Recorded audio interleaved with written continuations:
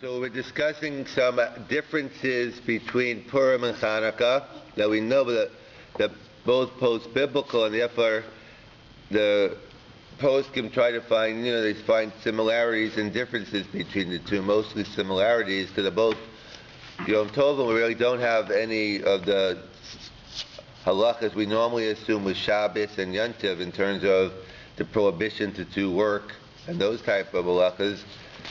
So one of the differences the Gemara asked about is the reciting of Hallel on Purim, because we all know one of the major features of Hanukkah, besides the Hadlakas Neiros, besides the lighting of the candles on Hanukkah, lighting the menorah, which is one of the biggies, we say Hallel every day on Hanukkah. And in fact, the Rambam, they discussed the laws of Hanukkah, laws of Hallel and Hanukkah. So there's a whole big discussion of Hallel and Hanukkah, and because the Gemara tells us that there are a certain amount of days we say Hallel.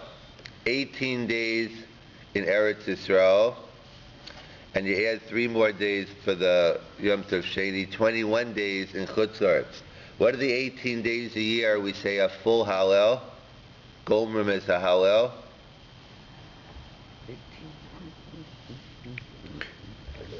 Very good. The 8 days of Hanukkah. I thought he was going to answer. Yeah. 8 days of Hanukkah. Sukkot. Have we got that? Right. Sukkot. And then we have 1 day Pesach, 1 day Shavuos, and in Chutz La'aretz we just add +3 for Pesach, Sukkot, and Shavuos, and we get our 21.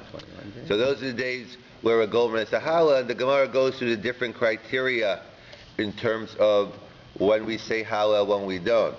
So the Gemara says that it has to be called, it has to be a Moed, it has to be called a Moed in the Torah holiday. It has to be a day which is Ikdish Ba'asiyas Malacha. There's a prohibition of doing work. In fact, that's what the Gemara asks. What about Shabbos? How come Shabbos we don't say Hallel every Shabbos? So the Gemara says, even though this is a discussion, but the Gemara says because Shabbos isn't called the Moed, it's not technically called the Moed, and therefore it doesn't warrant Hallel. And the Gemara says the opposite regarding Rosh Chodesh. Rosh Chodesh Ikri Moed, but we don't say Hallel because there's no Issa Malacha, there's no prohibition to do work. And what about Hanukkah is a prohibition? Well, very good. We're going to get to that in another line or two. And then the Gemara just adds a third criteria. It has to be a day where you bring your own karban, because the Gemara is actually discussing the distinction between Pesach and Sukkot. Why do we say a full Hallel during Sukkot and only a Chatzi Hallel after the first couple of days? Is because by Sukkot you bring your own karban, but by Pesach you bring a karban. It's the same karban you bring every day. So the Gemara gives us 3 criteria to warrant the reciting of Hallel. It has to be called the Moed. That gets Shabbos out of the picture. It has to be Ikdish Ba'asiyas Malacha. That gets Rosh Chodesh out of the picture. I know you're thinking, but we do say Hallel on Rosh Chodesh, but that's only a Chatzi Hallel. That's only a half a Hallel. That's only a minhag. That's a custom. In fact, the Gemara tells us one of the great rabbis walked into town and they started saying Hallel on I guess it was Rosh Chodesh or some day. And he said, they're only skipping it. They're only saying Chatzi Hallel. It's okay. I mean, it's not the same as a full Hallel. So that's why for our purposes, there's no Hallel on Rosh Chodesh. And the Gemara makes a distinction between Pesach and Sukkot. Sukkot has its own karban. So the Gemara asks Henry's question, Vayikra Chanukah. Chanukah doesn't have, it's not a Moed, definitely it didn't exist. Perhaps we could find some allusions to Chanukah in the Torah, but the Torah does not talk about Chanukah. We don't, there's no Issa Malacha, there's no prohibition to do work on Chanukah. Albeit it might have karbanas, but you need all 3. We said you need all 3 criteria to recite Hallel. So how in the world could you say Hallel on Chanukah? So Gemara introduces a new concept. You know what? Either you need all those three. That's one criteria. Or we'll give you another one. Yom, a day that a miracle happened. A day that a nace happened, that also is a day that is appropriate for Hallel. And since Hanukkah, we know the miracle of Hanukkah, whether it's the miracle of the oil or the miracle of the war, whichever, because we know in Al Hanisim we focus on the war in our davening, and in the Gemara focuses on the oil. So whichever miracle we're discussing, the miracle happened on Hanukkah, or both perhaps, and therefore warrants a Hallel, which leads us to Purim then. But actually there's one more that I left out before Hanukkah, is the Gemara asked, what about Rosh Hashanah and Yom Kippur? Rosh Hashanah and Yom Kippur, they're a moed in the Torah, you can't do malacha, and they have their own korban. So why don't we say Hallel on Rosh Hashanah and Yom Kippur? It has the big three criteria.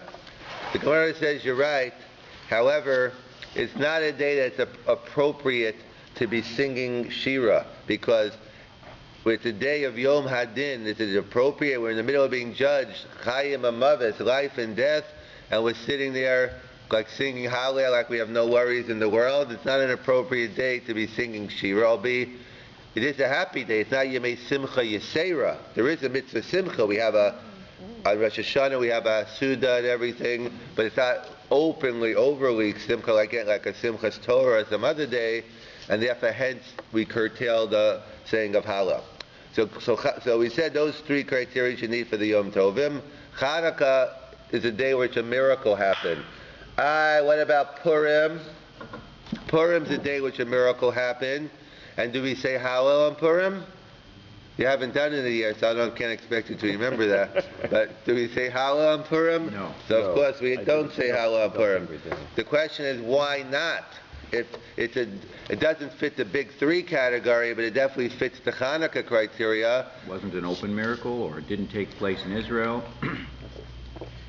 Well, the Gemara gives one of the three, and the other one we'll touch on as well. But the Gemara actually gives us three reasons. The Gemara in Megillah, as well as other places, gives us three reasons why we do not recite Hallel on Purim, and there will be differences between the reasons. Not in terms of Hallel, but in terms of other factors. So what is the first reason the Gemara gives is why don't we say Hallel on Purim? Because we have to check the geography. It's a geography game. Where did the miracle happen? So Hanukkah happened in Eretz Yisrael and involved the Beis HaMikdash. That warrants a Hallel. But any miracle that happens in Chutz La'aretz isn't considered a complete nace, isn't on the same level of a miracle that happens in Eretz Yisrael. And therefore, one does not say Hallel. Guys, the Gemara asks, what are you talking about? Last I checked, we say Hallel on Pesach and the other Yom Tovim. And what was Pesach all about? We just finished reading the parshas of Yetzias Mitzrayim. Last I checked, it happened in Egypt. And Egypt is not Eretz Yisrael. In fact, according to the Rambam, maybe it's a problem with living in Egypt. So what do you mean that it has to happen in Eretz Yisrael? It's not true. The Gemara gives us the good old grandfather clause. You're right. To speak to your accountants about that for further details on your tax breaks. But the grandfather clause is that obviously the Gemara says before we had Eretz Yisrael, so having a miracle that happened in Chutz La'aretz is great, because before Yoshua took us into the land of Israel, we didn't have Eretz Yisrael was there, but we didn't have it per se, even though from the time of Avram Avinu it was promised to us, but we didn't actually get it. So therefore, the Gemara says, once we entered Eretz Yisrael, then any miracle that happened outside of Eretz Yisrael does not warrant a Hallel. And that's a discussion why not. That's answer number one. Answer number two is a totally different answer. Kriyasa zu Halela. We do say Hallel on Purim. What do you mean we don't say Hallel on Purim? It just comes in a different format, not the classical Hallel, but Kriyasa zu Halela, the Kriyas HaMegillah. The reading of the Megillah is the Hallel. That's what the Megillah, the story of the miracle of Purim, and Kriyas HaMegillah takes the place of Hallel. That's the second answer. And the third answer is Akate Avdei Achashverosh Anan. We were still considered servants of Achashverosh. It's true that we were successful and we destroyed Haman, and we weren't destroyed Haman's decree to kill all men, women, and children, but we were still under the dominion of Achashverosh. We didn't control our own destiny, so to speak, like in Hanukkah, where we took over the Jewish control of the government in Eretz Yisrael, as the Rambam calls it Yeshua. We were still under the domain of Achashverosh, and as the Gemara, as the Pasuk tells us, you only can say Hallel when you're Halalu Avdei Hashem. When we're servants of God, then warrants a Hallel. But we're servants of other people, which is this week's Parsha Mishpatim, which talks about the Isser becoming a slave or remaining a slave. You might not have a choice becoming one, but staying one might be in your power, and therefore it's that one is supposed to be an Eved only to Hashem, not to any human being. So the Gemara gives us 3 reasons why there's no Hallel on Purim. Either number 1, because it happened in Chutz La'aretz. 2, Megillah takes the place of Hallel. 3, we were in the domain. So there's a fundamental difference. In other words, according to the first answer, it doesn't warrant a Hallel. Any miracle that happened out of Israel once Yoshua entered doesn't warrant a Hallel. Second thing, it does warrant a Hallel, and we are doing it, but we're doing it in a different format called Kriyas HaMegillah. And the third answer is saying also it didn't warrant it. Maybe the miracle itself did, but the fact that we can't completely say Hallel if we're not totally Avdei Hashem, we're Avdei Achashverosh. So the Meiri raises an interesting question. What happens if you live in a small town? Some consider Hamilton a small town, I don't know. But you live in a small town and you don't have a Megillah, or you don't have someone to read the Megillah, whatever the issue is, you don't have a Megillah Esther, and you're in Shul Purim morning, and you're not going to read the Megillah. Does one say Hallel then? If you're in a place where there's no Megillah Esther, and let's say you're home, you're traveling somewhere, and no Jewish people around, whatever the case may be, do you recite Hallel in lieu of Megillah reading? So, according to answer number 1, no. Why would you? It's not a miracle that warrants Hallel.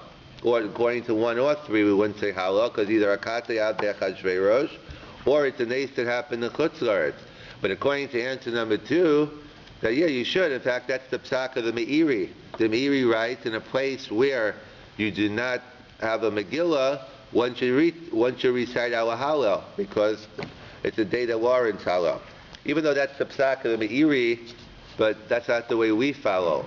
We paskin that if you're in a place where there's no Megillah, you don't read Hallel. The question is, why not? It's, Meiri seems to be very cogent in the logic that if Kriyas HaMegillah takes the place of Hallel, and we don't have a Kriyas HaMegillah, so why shouldn't we say Hallel?